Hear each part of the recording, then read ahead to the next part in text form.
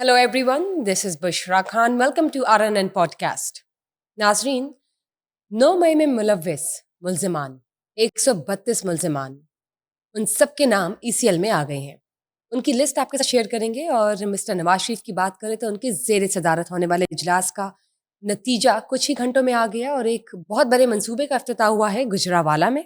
इसके साथ साथ मिस असमा बुखारी ने DGISPR की कॉन्फ्रेंस पर गुफ्तगू की है और इस्लामाबाद में होने वाले अफसोसनाक वाक़ये में जिन 2 बच्चों की जान चली गई, उन दोनों पार्टीज़ में सुलह हो गई है, मुल्ज़िमान और विक्टिम।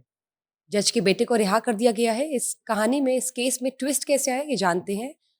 और मिस्टर मोहसिन नकवी बतौर इंटीरियर मिनिस्टर लंदन पहुंच गए। लॉर्ड्स में PSL की ओपनिंग सेरेमनी हो रही है और इसके साथ-साथ मिस्टर मोहसिन नकवी की अहम मुलाकातें एक्स्ट्राडिशन के हवाले से हो रही है, मिस्टर शहजाद अकबर और मिस्टर आदिल राजा के हवाले से। तो चलिए आगे जानते हैं मज़ीद तफ़सीलात। मेरे साथ मौजूद है mister Naeem Hanif, senior journalist.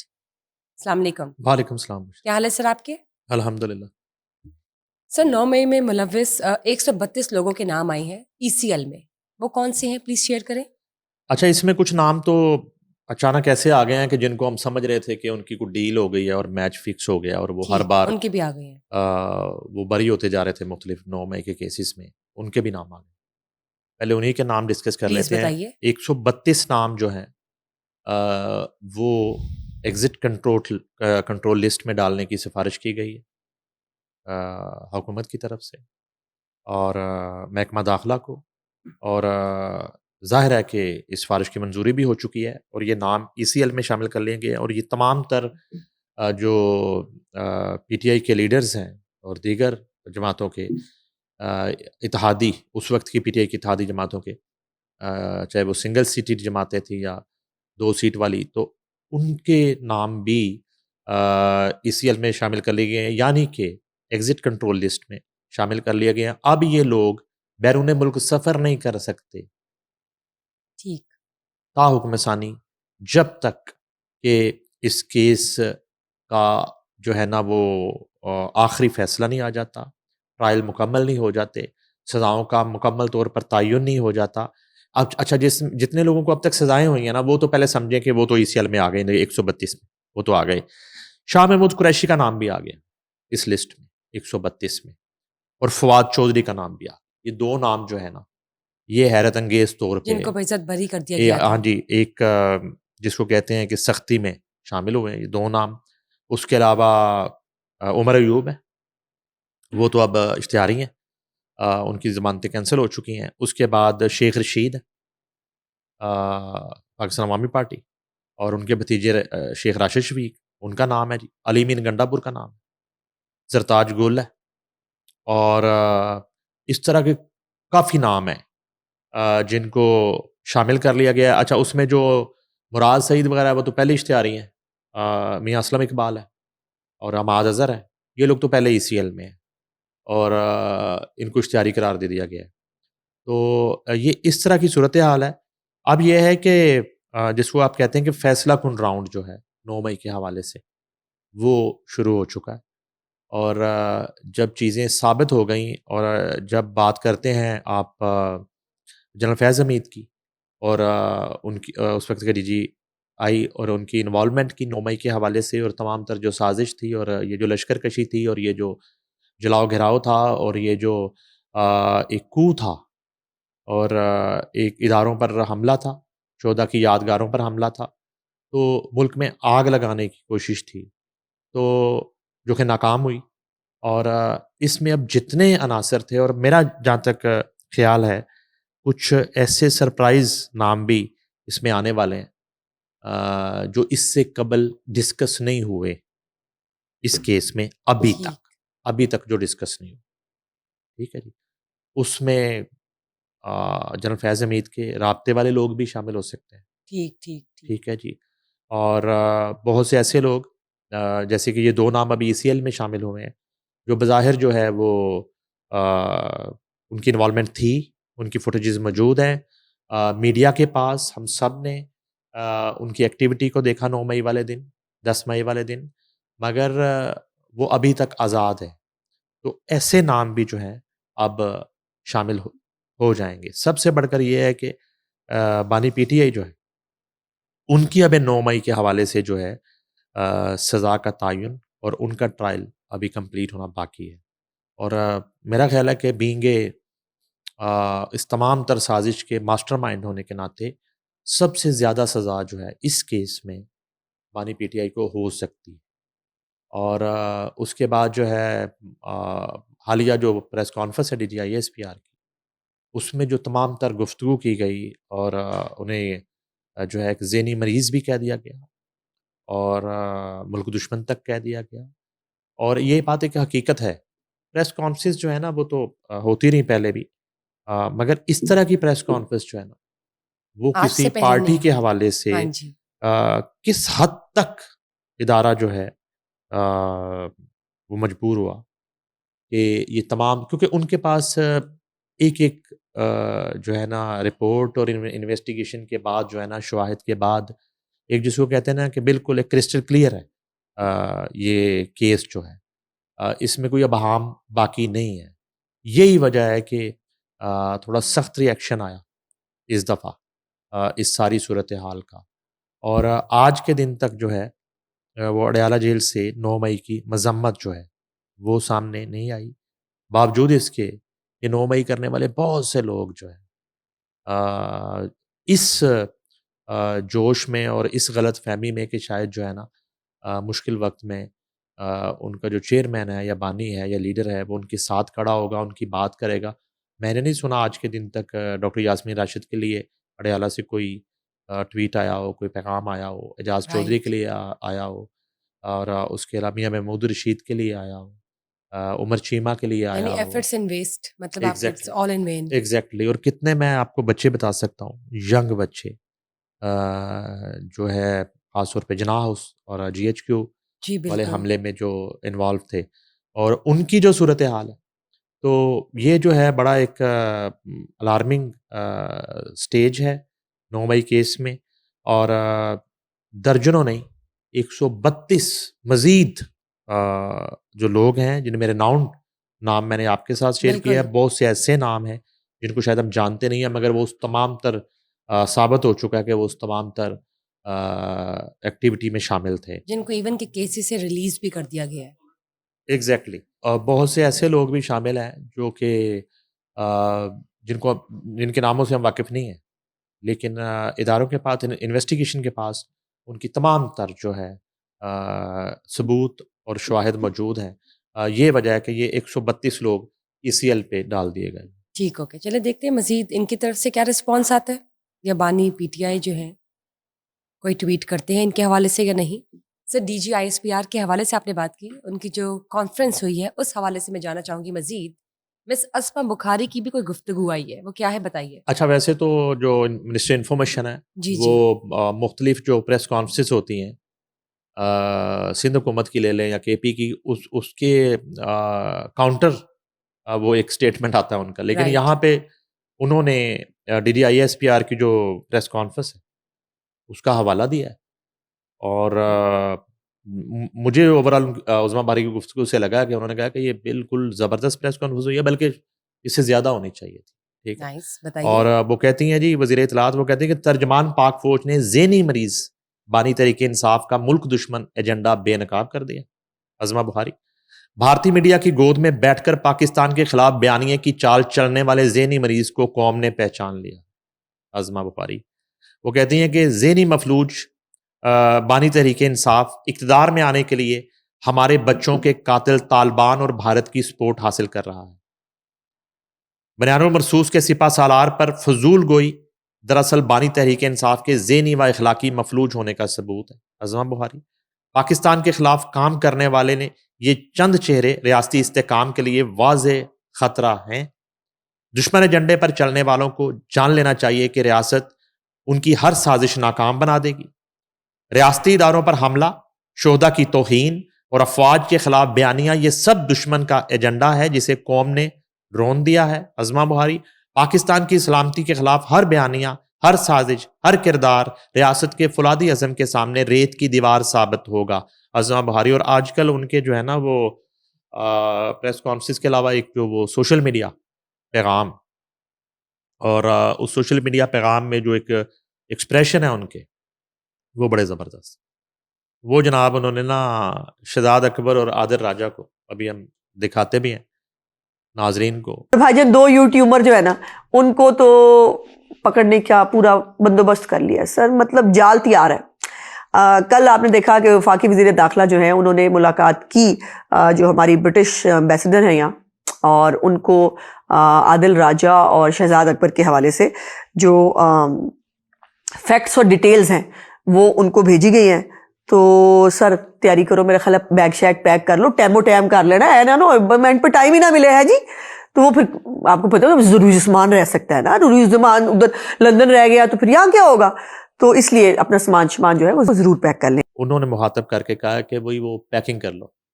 अच्छा अमूमन होता है कि किसी ने बाहर जाना होता तो ये बात कही जाती है कि आप पैकिंग कर लें, जी मुलाजमीन इकट्ठे कर लें, और क्या क्या चीज़ें आपको बाहर चाहिए होंगी, प्रदेश में जा रहे हैं, कहती नहीं आप पाकिस्तान आने की तैयारी करें और फटाफट पैकिंग कर लें। यानी कि उज़्मा बहारी को बहुत ज़्यादा इस बात पे कॉन्फिडेंस है, और या उनके पास खबर है। खबर ज़ाहिर बात है, खबर तो होगी उनके पास, इन्फॉर्मेशन मिनिस्टर है, उनका काम ही इन्फॉर्मेशन है। ट्रू। तो वो जो है कहती हैं कि आपको टाइम नहीं मिलेगा पैकिंग करने का। यानी कि इसका ये मतलब हुआ कि विद इन अ डेज़ जो है शहजाद अकबर और आदिल राजा जो है, इनकी हवालगी पाकिस्तान को कर दी जाएगी, और ये अज़्मा बहारी की इन्फॉर्मेशन हो सकती है। और उन्होंने बड़े एतमाद के साथ वो एक डिजिटल वीडियो पैगाम जारी किया है और मुखातब किया है दोनों को। उन दोनों गद्दारों को, मैं तो कहूँगा अब तो साबित हो गया, और हमने देखा है इन 2 जो है ना चेहरों को जो बेनकाब हुए बाहर जाके, और किस तरीके से उन्होंने मुल्क दुश्मनी का सबूत दिया, चाहे वो 6 और 7 मई हो, चाहे 10 मई की जंग हो, चाहे यहाँ पे जो है वो सीडीएफ की तैनाती का मामला हो, और किस तरह से प्रोपेगेंडा किया, ठीक है, और किस तरह के इल्ज़ाम तराशी की, उस सब पर जो है ना इनकी हवालगी का मुतालबा किया गया ब्रिटिश हुकूमत से। अच्छा, अब कुछ नाम जो हैं वो हमने पहले डिस्कस भी किए थे। अज़मा साहिबा ने तो ये 2 नाम फ़िलहाल लिए हैं, नाम तो उनके पास बाकी भी लिस्ट होगी। उसमें मेरा नहीं ख़्याल कि शहबाज़ गिल जो है, उसने कोई इन दोनों से कम मुल्क दुश्मनी की होगी। और उसके बाद जो मोहित पीरज़ादा, वो अब टेक्निकल अपनी खुद ही अपनी सिचुएशन और अपनी वहाँ पे जो एक फुटेज है टेक्निकल, वो बता रहे थे कि मैं पता नहीं अगर अमेरिका से मुझे निकाला भी जाता है तो मैं बरतानिया जा सकता हूँ, उससे आगे मैं नहीं जा सकता। तो मैं अपने वकला से बात कर रहा हूँ, वो यानी कि उन्होंने वकला से बात करने की तैयारी की हुई है, और खुद को जो है इस हवालगी से बचाने की तैयारी की। तो इस तरह की सूरत हाल है। अलबत्ता ये है कि अज़मा बहारी ने DGISPR की प्रेस कॉन्फ्रेंस जो है, क्योंकि वो खुद भी रोज़ प्रेस कॉन्फ्रेंस करती है, खुद भी डेली वो लफ्ज़ों से खेलती हैं। जी तो बज़ाहिर उन्होंने बहुत ज़्यादा सराहा है DGISPR की प्रेस कॉन्फ्रेंस, और ठीक। एक बरवक़्त, और जिसको आप कहते हैं कि नब्ज़ पर हाथ वाली जो प्रेस कॉन्फ्रेंस है, और टू बेनकाब द करने का पॉइंट। जो हाँ जी। बयानिया है बहरूपियों को, वो उन्होंने एप्रिशिएट किया। Good subject. सर इसी के साथ बात कर लेते हैं, आपने मिस्टर शहजाद अकबर की बात की है और मिस्टर आदिल राजा की। इनकी हवालगी के हवाले से ही अभी हाल ही में मिस्टर मोहसिन नकवी बतौर इंटीरियर मिनिस्टर लंदन गए हैं। उनकी कुछ अहम मुलाकातें हो रही हैं।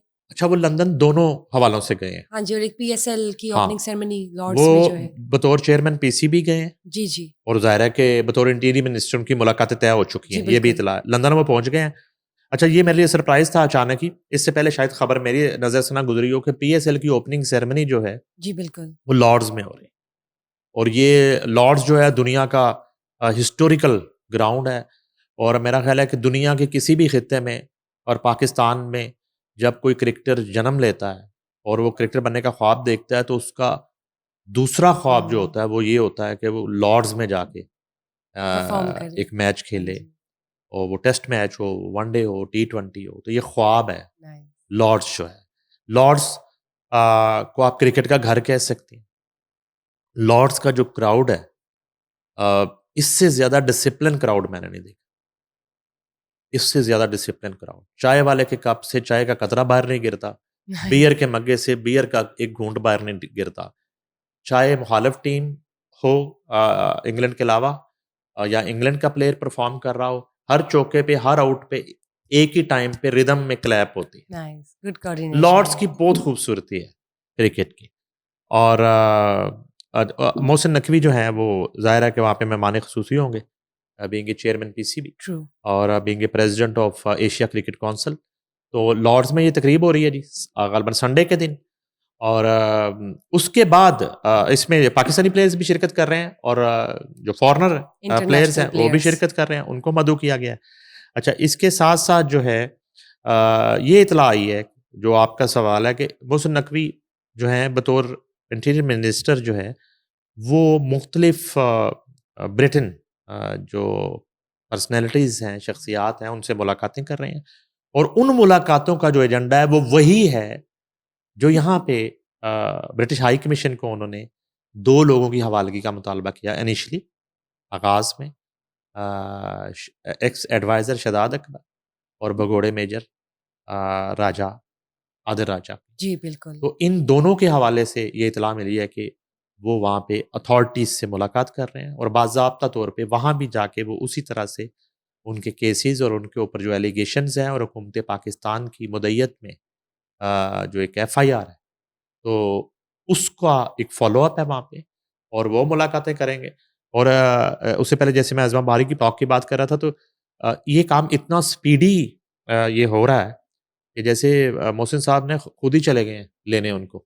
जैसे यहाँ से टीम जाती है, एक एफआईए की टीम जाती है लेने, या मुल्ज़मान को पुलिस की टीम राइट। टीमें जाती सीसीडी की। मुझे लगता है कि मिनिस्टर साहब खुद ही चले गए कि ना दो मानो हाथ खड़ी मारो, तो मेरे साथ जहाज़ में बिठा दे, मैंने लेके जाना।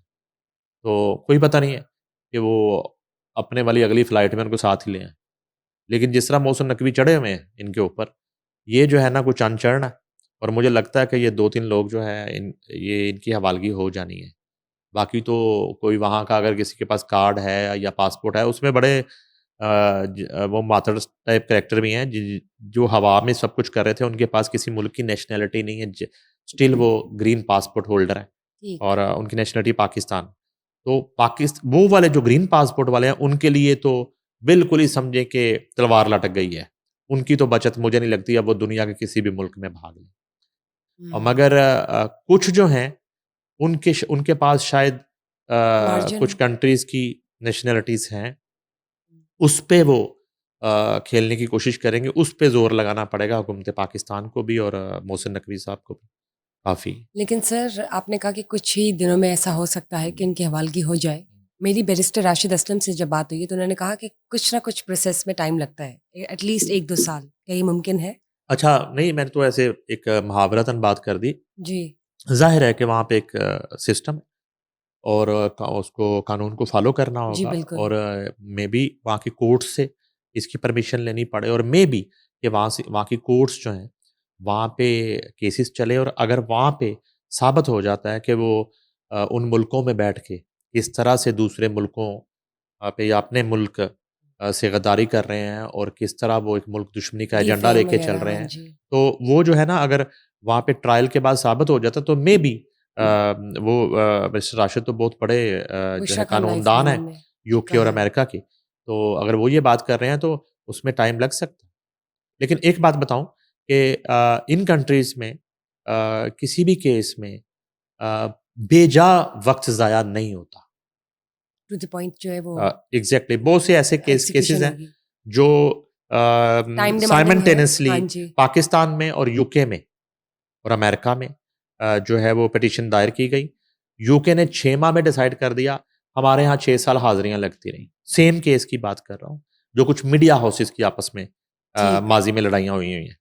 तो उसमें यूके कोर्ट्स ने विदिन अ मंथ्स डिसाइड कर दिया, मगर सेम केस हमारे यहाँ 8-8, 10-10 साल से वो पड़े हुए हैं। पेंडिंग है। जी। ठीक हो गया। सर मिस्टर नवाज शरीफ की ज़ेर सदारत जो इजलास हुआ उसका नतीजा कुछ ही घंटे बाद आ गया और वो ये है यार, कि एक बहुत बड़े मंसूबे का इफ्तिताह गुजरांवाला में हो चुका है। उस हवाले से बताइए। मैं तो यकीन करें, मैं तो ये कहता हूँ कि तमाम तर जो सूबाई और वफाकी जो इजलास हैं उनकी सदारत मियाँ नवाज शरीफ को करनी। जितने तेज़ रैपिडली जो रिज़ल्ट आया ना, मैं तो हैरान हो गया।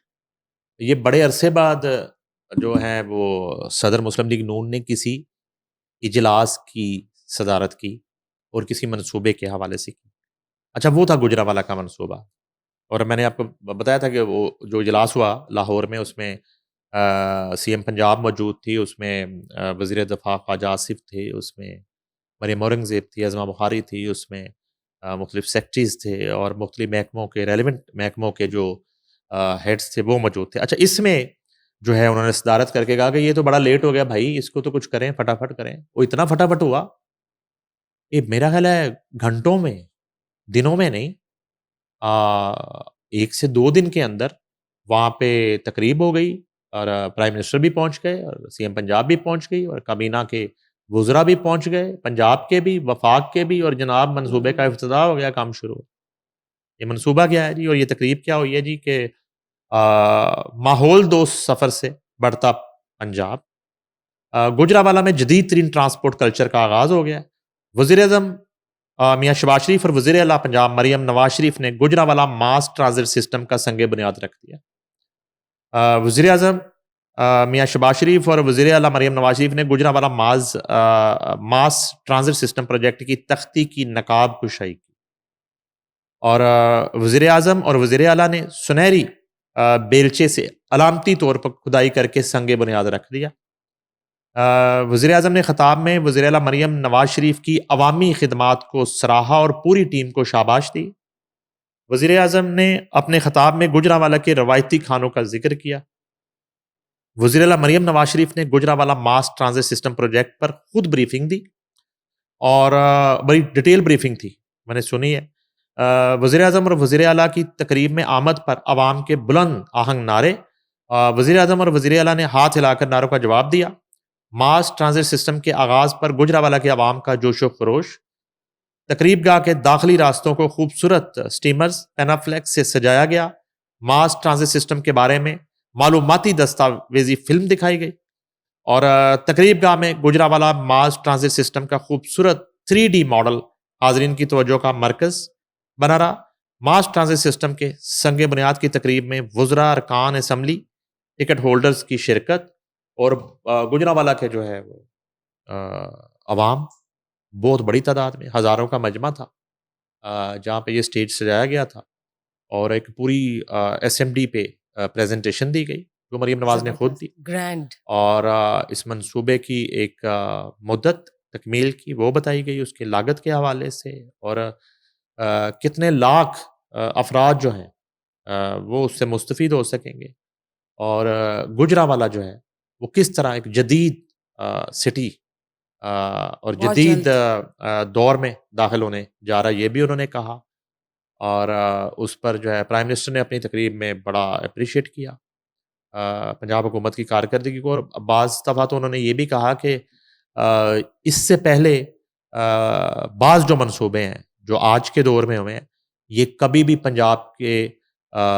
जो माजी के अदवार हैं उसमें इस स्पीड से और इस तरह के प्रोजेक्ट जो हैं वो इंट्रोड्यूस नहीं करवाए गए। ये एक एप्रिसिएशन थी बनती और भी है। उस पे सीएम ने कहा जी कि ज़ाहिर है कि ये एक लेगेसी है मेरे वालिद की, मियाँ नवाज़ शरीफ की और चूँकि मियाँ नवाज़ शरीफ जो है वो 1986 में सीएम भी रहे इस सूबे के, सूबा उनके फिंगर टिप पे भी है। 4 से 5 मरतबा जो है वो प्राइम मिनिस्टर शहबाज शरीफ जो है वो सीएम रहे, सूबा उनके फिंगर टिप पे भी है। मसाइल से वो इसी तरह आगाह है बिल्कुल कि जैसे आप इन्स अपने एंड घर आउट्स के इश्यूज से आपको आगाही होती है, आपको राइट पता होता है कि मोटर का बटन कहाँ है और कौन सी टूटी में पानी नहीं आ रहा, कहाँ पे लाइट लगनी है, किचन में क्या होना है। वो इसी तरह ये सूबा इस फैमिली को याद है ज़ुबानी। तो चलिए बहुत अच्छी बात है, खुशाइन बात है, हाँ तो जी। सबको बैलेंस लेकर चल रहे हैं तमाम शहरों को और पंजाब को। मरियम साहिबा ने तो वहाँ पे फिर बाकी सूरत हाल का भी ज़िक्र किया दोबारा से। पूरे पंजाब को उन्होंने कहा कि सबसे पहले ड्रग फ्री सूबा विदिन डेज़ हम बना के दिखाएँगे, जिसका आगाज़ हो चुका है और अब वो क्रैकडाउन से बड़ी सैटिस्फाई थी। आज उन्होंने परसेंटेज बता दी उसी प्रेज़ेंटेशन में कि सीसीडी की बदौलत उन्होंने कहा कि पंजाब में 80% क्राइम जो है वो कम हुआ। 80% क्राइम, क्या बात, ये बहुत बड़ी अचीवमेंट है एप्रिसिएशन बनती है। और उन्होंने फिर सीसीडी को सराहा और पंजाब पुलिस का ज़िक्र किया और इस तरह अभी जो है मंशियात के खिलाफ क्रैकडाउन की उन्होंने बात की। राइट तो ये एक बड़ी खूबसूरत वहाँ पे तकरीब सजाई गई और पीएम ने अपना जो है रवायती अंदाज में गुजरांवाला के पहलवानों को भी मुखातब किया, ठीक है जी। और इसके बाद जो है अब ज़ाहिर है कि नज़रें पूरे गुजरांवाला की आवाम की लग जाएंगी कि विद इन टाइम जो है ये कंप्लीट होगा मंसूबा, और फिर उसके बाद एक दिन जाके वो उस सर्विस का आगाज़ करें। इस्लामाबाद में होने वाले अफसोसनाक वाक़े के हवाले से बताइए, जिसमें 2 बच्चियों की जान चली गई और जो मुलज़िम अंडर 18 जो जज के बेटे हैं, उन्हें रिहा कर दिया गया है और सुना है कि दोनों पार्टीज़ में सुलह हो गई है विदिन 2 टू 3 डेज़। बड़ी जल्दी ये सुलह हो गई, केस डिसाइड हो गया। और पहले तो मैं क्लियर कर दूं कि वो दोनों बच्चियां जो थी, जो एनसीए से गालबन निकली थी, वो सगी बहनें नहीं थी। 2 मुख्तलिफ ख़ानदानों की वो बच्चियां थीं और वो अल्लाह को प्यारी हो गई। एक लापरवाही की वजह से, एक हादसे का शिकार होके। तो अब ये हुआ कि अभी चंद ही दिन पहले का ये वाक़या हमने रिपोर्ट किया था। तो ये ख़बर है, पहले मैं ये टिकर्स आपसे शेयर कर लेता हूँ कि जज के बेटे की गाड़ी की टक्कर से 2 लड़कियों के जाँ बहक होने का मुकदमा। जज के बेटे और मुतासरा फैमिली के दरमियान सुलह हो गई। मुतासरा खानदानों ने जज के बेटे अबू ज़र को माफ़ कर दिया। जुडिशल मजिस्ट्रेट शाइस्ता कुंडी की अदालत में मुतासरा फैमिली ने बयान दे दिया। मुतासरा खानदानों के बयान के बाद मुलज़म अबू ज़र की ज़मानत मंजूर कर ली गई। अदालत ने मुलज़म अबू ज़र को ज़मानत पर रिहा करने का हुक्म दे दिया। एक लड़की का भाई कोर्ट में बयान देने आया, उसकी वालदा का ऑनलाइन बयान रिकॉर्ड हुआ। दूसरी लड़की के वालिद का बयान अदालत में रिकॉर्ड हुआ। यानी कि ये 2 अलग-अलग ख़ानदान हैं। अब सुलह तो ज़ाहिर है कि एक अच्छी चीज़ है। मगर इस तरह की सूरत हाल में नतीजा ये है कि अब ऐसी गाड़ियों से और अंडर एज जो ड्राइवर हैं और ताकतवर ख़ानदानों के जो अंडर एज ड्राइवर हैं, उनसे पूरे मुल्क की सड़कों पर जो है ना, वो लोगों को खुद बचना पड़ेगा। अदरवाइज़ तो फिर सुलह है। उसमें तो फिर और ज़ाहिर है कि ये इतनी लग्ज़री और बड़ी गाड़ियाँ जो आउट ऑफ कंट्रोल हो जाती हैं इन बच्चों से, वो आम घरों के बच्चे तो होते नहीं। कि जो एक मोटरसाइकिल वाले को कुचल देते हैं, एक स्कूटी वाले को कुचल देते हैं, एक साइकिल वाले को कुचल देते हैं, एक रेहड़ीबान को कुचल देते हैं, पैदल जाने वाले को कुचल देते हैं। और छोटी गाड़ियों को जो है वो हिट होते हैं, तो वो 5-5 लोग डीएचए में एक ही गाड़ी में 6-6 फैमिली मेंबर जो हैं वो हलाक हो जाते हैं, जाँ बहक हो जाते हैं। तो ये है कि अभी इस सूरत हाल में सुलह तो बहुत अच्छी चीज़ है, वो तो होनी चाहिए। और हर मसले का हल जो है, जिसको हल सुलह। कहते हैं, वो सुलह से ही होता है। मगर यहाँ इस केस में थोड़ा-सा ये है कि आई डोंट नो कि वो दोनों फैमिलीज़ जो है उन्होंने किस मजबूरी के तहत, और वो जो दियत का कानून है, क्या गिव एंड टेक हुआ। और उन बच्चियों, दोनों बच्चियों की जान की कीमत बस इतनी सी थी। चंद दिन की जो है वो गिरफ्तारी और उसके बाद जो है रिहाई। इतनी वैल्यू थी उन दोनों बच्चियों की ज़िंदगियों की। तो यही है नतीजा कि अब तो ऐसी गाड़ियों से जिन पंजाब में तो खैर मरीम नवाज़ शरीफ ने बड़ा एक सख्त कानून साज़ी शुरू की है और उस पे इम्प्लीमेंट करवाने की कोशिश की जा रही है। और पहले तो अंडर एज बच्चों की गिरफ्तारी का फैसला हुआ था, फिर गिरफ्तारी से रोका गया, मगर भारी जुर्माने और उनके लवाकिन जो हैं उनके खिलाफ एफआईआर्स और इस तरह की सूरत हाल हुई। मगर ये जो हादसा था, ये कंसेक्टिव इस्लामाबाद के 2 वाक़यात हैं। ये कोई पहला वाक़या नहीं है। फिर आप कराची ले लें, वहाँ पे डंपर माफिया है और वहाँ पे शायद ही कोई दिन खाली गुजरता है इस तरह के हादसात से, मगर वो कंट्रोल नहीं होते हैं। गटरों में बच्चे गिर के मर रहे हैं कराची में, तो कोई पुरसाने हाल नहीं है। और सिस्टम वहाँ का ये है कि कितना वक्त लग जाता है एक बच्चे को जो है ना, एक बिल्कुल आंखों के सामने होल में गिरने के बाद उसको निकालने में, या उसकी डेड बॉडी जो है वो ढूंढने में। सिस्टम ये है, 14 घंटे। अरेंजमेंट आपके ये हैं। तो बहरहाल इस तरह की सूरत हाल है। ये खबर है, इसका ना तो इससे इनकार किया जा सकता है कि ये एक आइनी फैसला है। और मेरा ख्याल है ना ही कोई इतना फूलों की पत्तियों से इसका खैर मकदम किया जा सकता। अलबत्ता ये एक अफसोसनाक वाक़या था, 2 ज़िंदगियाँ चली गईं, 2 घरों की जो है ना एक चिराग ही कहूँगा कि दोनों ही जॉब करती थी बच्चियाँ। और मेरा नहीं ख़्याल कि उनका कोई कसूर ये होगा कि वो रोड पे क्यों निकलीं, वो नौकरी पे क्यों गईं, वो अपने घर का चूल्हा जलाने के लिए मेहनत मज़दूरी क्यों कर रही थीं और इस्लामाबाद की रोड पे निकलने का उनको हक नहीं था। स्कूटी इस्तेमाल करने का उनको राइट नहीं था और उसकी सज़ा उन्हें मिली कि उनकी जान ले ली गई। सोशल मीडिया पर कुछ खबरें गर्दिश करी हैं मिस्टर आसिफ संतू, जो कि बहुत ही मशहूर कवाल हैं, उनकी डेथ के हवाले से। इसमें कितनी हकीकत है या ये कोई मिसअंडरस्टैंडिंग है, मिस इन्फॉर्मेशन है, बताइए। ये जो है ना ब्रेकिंग न्यूज़ की दौड़ में और जो है एक जहालत ही कहेंगे इसको क्या, अब हमारी ये कम्युनिटी भी है।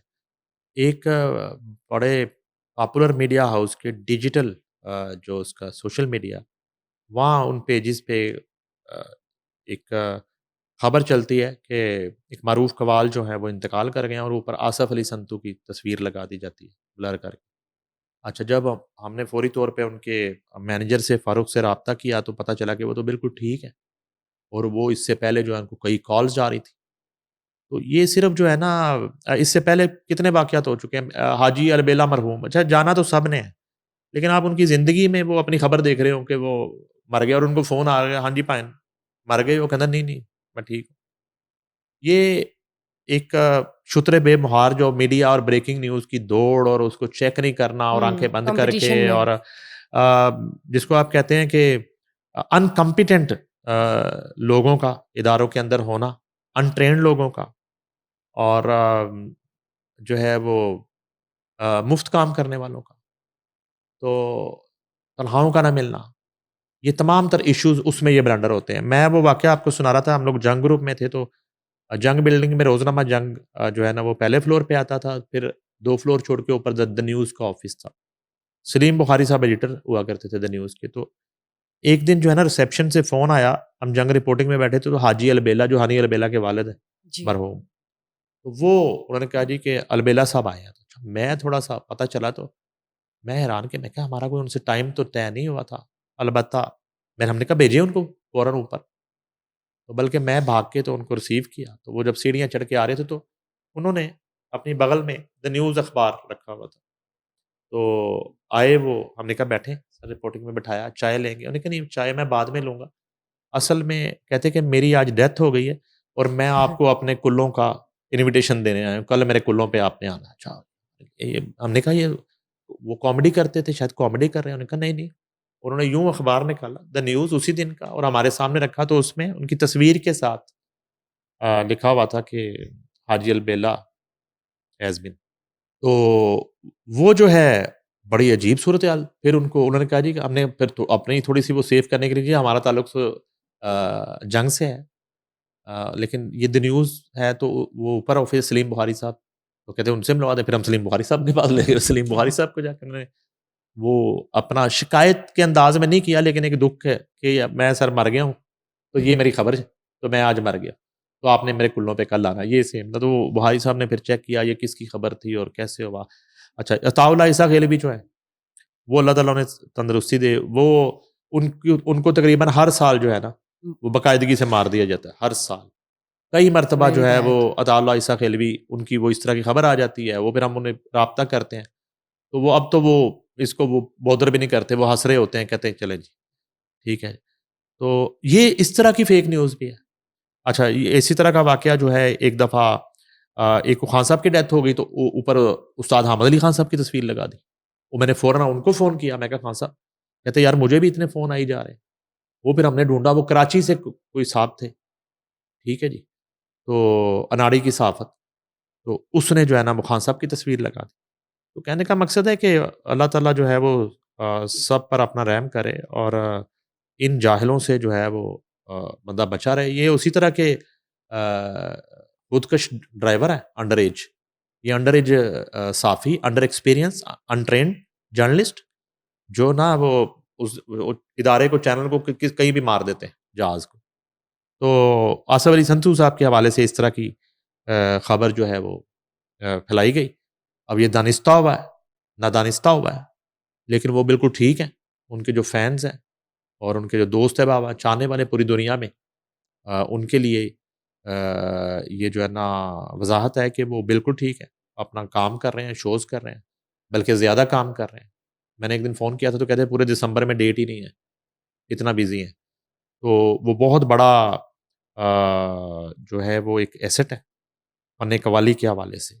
और उन्होंने जो उस्ताद नुसरत फ़तेह अली ख़ान का जो अंदाज़ है, जैसा आसिफ अली संतू ने उस्ताद नुसरत फ़तेह अली ख़ान के अंदाज़ को पेश किया है, वो शायद पाकिस्तान में या दुनिया में किसी ने नहीं किया। यकीनन।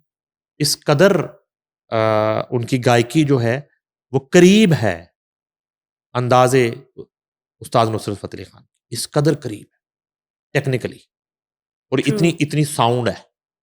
बहुत चाहने वाले हैं उनके। और वो ज़ाहिर है कि उनकी कुर्बत उस्ताद नुसरत फ़तेह अली ख़ान से और उस्ताद नुसरत फ़तेह अली ख़ान से उनका इश्क जो है, और बहुत ज़बरदस्त। और फिर ये ग़ालिबन 8, 9, 10, 11 भाई इकट्ठे परफ़ॉर्म करते हैं। अभी जो है ना एक पार्टी इनकी पार्टी से नई बन चुकी है, वो अब अलग मूव करते हैं। अली रज़ा संतू और उनके बच्चे जो हैं वो बड़ी ज़बरदस्त पार्टी है। और बहरहाल फाइनली ये है कि आसिफ अली संतू साहब ठीक हैं, सेहतमंद हैं, अपना काम कर रहे हैं और हयात हैं। ज़बरदस्त, बहुत बहुत शुक्रिया, आपने क्लियर कर दी ये मिसअंडरस्टैंडिंग। और अच्छी बात है, चले हो जाती है इस तरह की चीज़ें, लेकिन असल इन्फॉर्मेशन पहुंचाना हमारा काम है और आपने बता दिया। Thank you sir, thank you guys for watching us today. Just stay tuned for another session, till then bye bye.